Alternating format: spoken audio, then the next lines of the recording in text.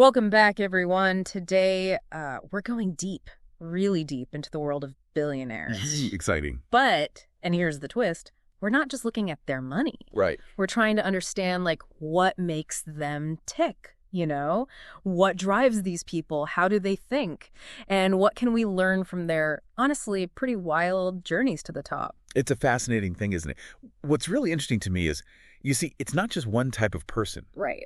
We've got, just in this deep dive alone, a space enthusiast who collects meteorites, a tech guy trying to figure out immortality, Yeah. and then this is a cool one, a programmer who keeps going back to his roots, even after making it big. I love that. It's like we've got backstage passes to 3 completely different shows. Yeah.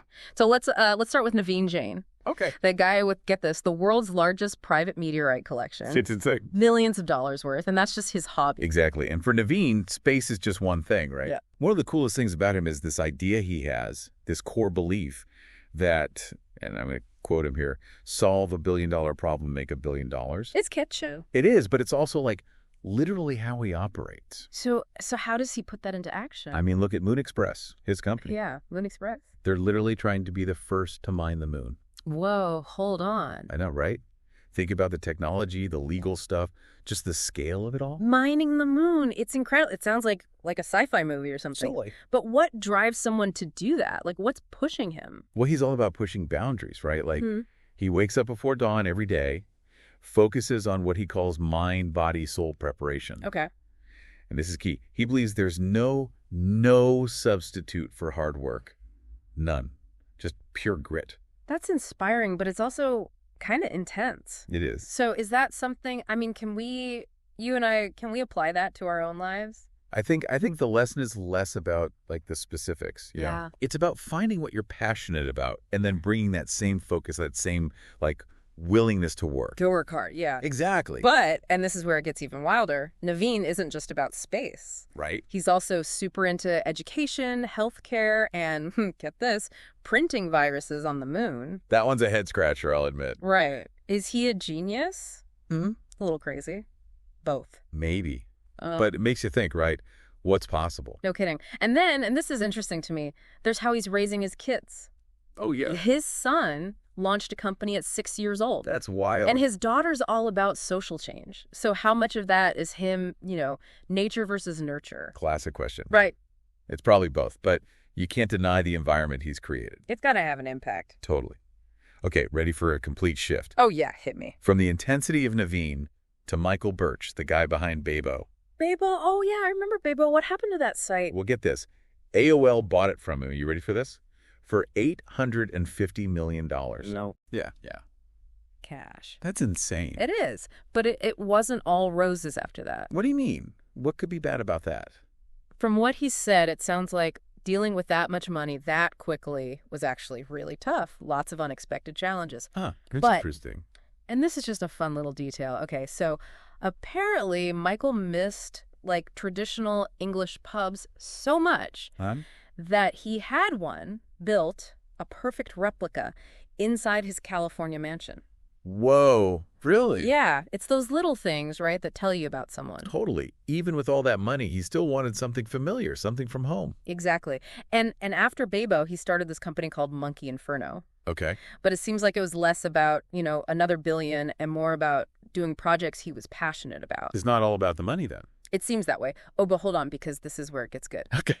He actually bought Bebo back for a fraction of what he sold it for. Seriously? Why would he do that? Was it sentimental, or did he see something like a business opportunity? Hard to say. But it shows he's not afraid to take risks, even on something most people would see as a failure. So that entrepreneurial spirit still burning strong. Totally. And here's something else. He believes that stubbornness and even, get this, a bit of naivete are advantages for entrepreneurs. Naivete. Really? I always thought that was a bad thing in business. Well, he thinks that not knowing all the obstacles can actually be good. Lets you take risks you might avoid otherwise. I never thought of it like that. Right. Okay, are you ready for another big shift? Yeah, bring it on. What have you got? We're going from mining the moon to a billionaire with an even wilder goal. Immortality. Immortality. Are you serious? Dead serious. Yeah. And we're not talking about wishful thinking here. This guy, Dmitry Itskov, has a whole plan laid out, a roadmap to immortality. Hold on. Hold on. This is starting to sound like science fiction. It kind of is. We're talking avatars, brain transplants, the whole 9 yards. His big thing is the 2045 initiative. 2045 initiative. Yeah, that's the name of it. Well, it's more like a plan, a whole roadmap to immortality. Yeah. Immortality. Okay, seriously. Is this guy for real? Oh, he's absolutely serious. And here's the thing. He's not just dreaming about it. Right. Dmitry has a whole roadmap figured out, like actual steps. Okay, so what are we talking about here? What's on this roadmap?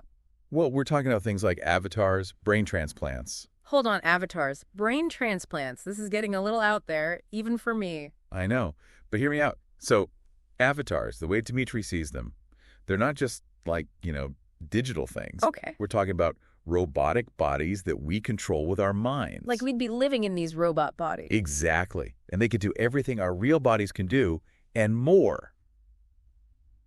Okay, I kind of see where he's going with this. But what about the brain transplants? And you mentioned something about holograms earlier. What's that about? Right, so brain transplants, that's like the next step. Okay. The idea is to take our consciousness, everything that makes us us, and transfer it into these avatars. Whoa, so we wouldn't even have, like, a real body anymore. Not in the traditional sense, no. And the hologram thing, that's like the final stage. Okay, the final stage. Dmitry thinks that eventually we'll be able to basically turn our consciousness into pure energy, like a hologram. So it would be like pure energy beings, no body at all. Exactly, free from all the limitations of having a physical form. This is mind-blowing, but is it even, like, possible? Is there any science to back this up? Well, it's definitely pushing the boundaries of what we currently know. Yeah. But to his credit, Dmitry's brought in some of the top people in neuroscience, robotics, AI, you name it. So like a whole team of experts working on this. Yeah, he's not messing around. But you're right. I mean, there's a huge ethical debate around all this, too. Oh, for sure. Like, what would it mean for society if people could live forever? Resources, overpopulation, the whole thing. All big questions. It's fascinating, but honestly, a little creepy, too, I hear you. It's definitely uncharted territory. But for Dmitry, this is it. This is the future. And he's actually put together these conferences, the 2045 Congress, right? Yeah, the 2045 Congress. We'll talk about all this. Yep. He brings together experts from everywhere. Scientists, philosophers, religious leaders, everyone. To talk about immortality. The immortality, yeah. The possibilities, the implications, the whole thing. It's a big deal. Wow. What was it like being at that Congress? So picture this, right? A room full of brilliant people debating the ethics of brain transplants, arguing about what it means to be a hologram, deep stuff. Yeah. And in the middle of it all, there's this unfinished robot head, like a prototype for Dmitry's own avatar. A robot head. That's wild. So what's Dmitry like as a person? Well, that's the interesting part. He's kind of mysterious. Doesn't talk much about his personal life. Lives in hotels, doesn't seem to have a family. Totally dedicated to his vision, this 2045 initiative. So he's basically sacrificed everything, relationships, a normal life, all for this one goal. It's possible. It's a different kind of drive, than what we saw with Naveen or Michael. They're focused on practical stuff, building businesses, making an impact now. Dmitry's aiming for something way bigger, something that changes, everything. It's a lot to take in, but it is fascinating. So we've got three very different guys, but they all seem to share this relentless pursuit of their vision, right? Whether it's mining the moon, building communities, or, literally cheating death. It's true. And, what I find really interesting is how their own experiences, their values, really shape those ambitions. It challenges that whole stereotype of the greedy billionaire, doesn't it? Definitely. It shows that ambition can look a lot of different ways. It makes me wonder, like, if I had unlimited resources, what crazy problem would I try to solve? That's a great question. And it's something we'll keep unpacking as we go deeper with these guys. Yep. So going back to Naveen for a second. Yeah. He's all about technology, right? But he wants to use it for real-world problems, things like education and healthcare. Right. So a more grounded approach. Totally. Then you've got Dmitry, who's trying to, escape the human body entirely. Like hacking the system of life itself. Exactly. And then there's Michael, who's kind of this mix of the practical and the visionary. Yeah. He's creating communities, whether it's through Bebo or Monkey Inferno. The fact that he bought Bebo back is just, I don't know, there's something about it that I find really interesting. Right, like he wants to recapture something from the past. Exact. But I think it's more than just nostalgia. I think he sees an opportunity, a chance to rebuild something he cares about. Even though the world's totally different now, Yeah, it takes a certain kind of resilience to come back after, such a public rise and fall totally. And you know what? I think resilience is something we see in all these billionaires. in different ways. Yeah, they've all faced setbacks, challenges, but they didn't give up. Like Naveen growing up in poverty and in India. Oh, right. His family had to move constantly because his dad refused to take bribes. That's a tough childhood. It is. And to think he came from that to building what he has now, it's incredible. And now he's trying to mine the moon. Exactly. It really shows you how those early experiences can shape someone, For sure. It makes you think about, like, mentors too, right? Oh, interesting. Naveen talks a lot about how important his mentors were, and now he's doing that for his kids, encouraging them to be problem solvers, innovators. Like a ripple effect, right? Passing that on. Exactly. Oh. Then you have Michael, who kind of got that entrepreneurial spirit from watching his dad. Oh, how so? Well, his dad was always coming up with new ideas, always hustling. It clearly rubbed off on Michael. And even though he wasn't making a lot of money at first with the internet stuff, it sounds like he was hooked on the process. The building, the creating, yeah. And you see that same spirit in Monkey Inferno. It's a really collaborative environment. Everyone gets equity in the company. That's cool. It's not your typical cutthroat business, that's for sure. Not at all. Do you think that's something unique to billionaires, or is it something, anyone can do? I think it's a mindset, recognizing that we can achieve more when we work together. Right, like a rising tide lifts all boats kind of thing. Exactly. Now, Dimitri, his path is a little different. He made his money in online media before going all in on this immortality thing. It's interesting that he's willing to spend so much of his own money on this. Right. It's a pretty unconventional path, to say the least, but it shows a lot of, conviction. Yeah, he really believes in this. He does. And of course, he's gotten a lot of criticism, people questioning his motives, the whole thing. I bet.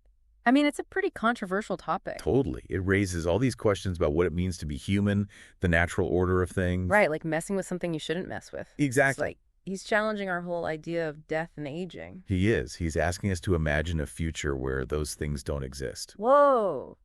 That's a lot to think about. But one thing's for sure, these guys are all driven. Driven. Yeah. They're not content with just, sitting back.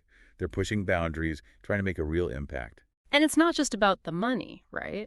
No, it seems like it's more about this desire to leave a legacy, to make their mark on the world. Like Naveen, despite all his intensity, he also talks about balance.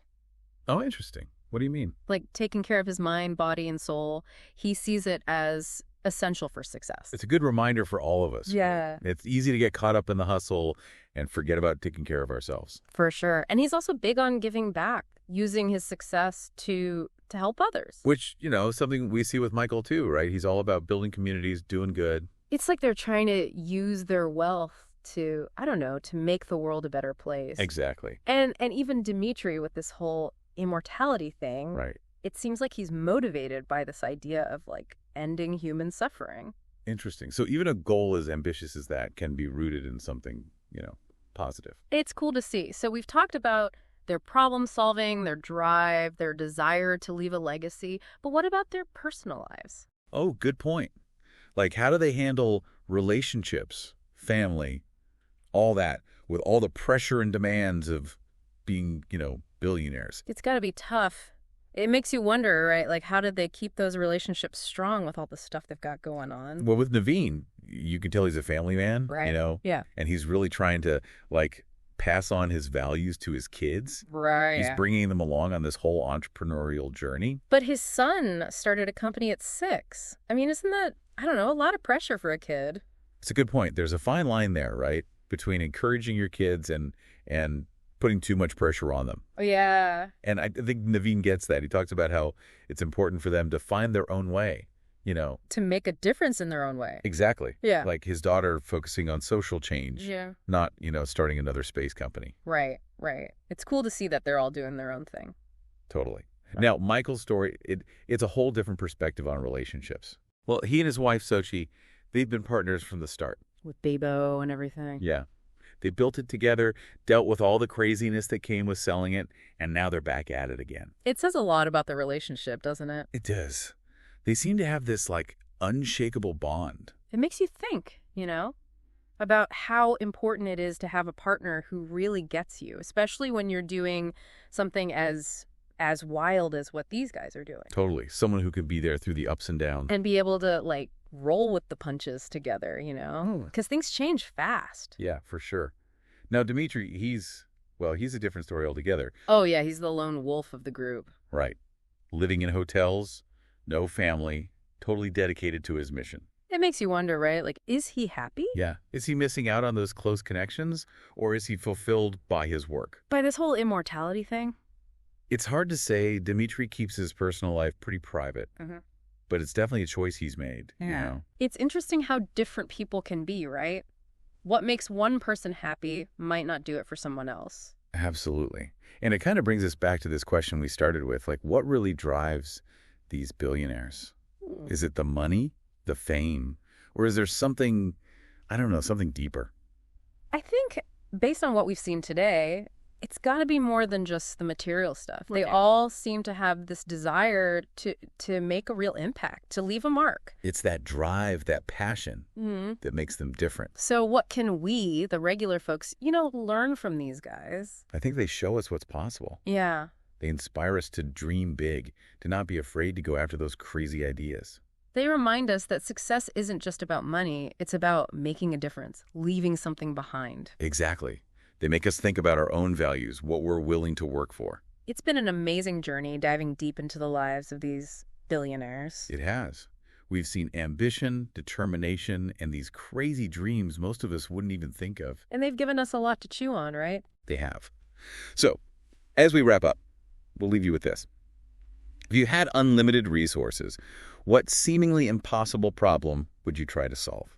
It's a great question. What legacy would you want to leave behind? And if you're interested in learning more about Naveen, Michael, and Dimitri, we've got some links in the show notes. Go check them out. Keep driving deep, everyone.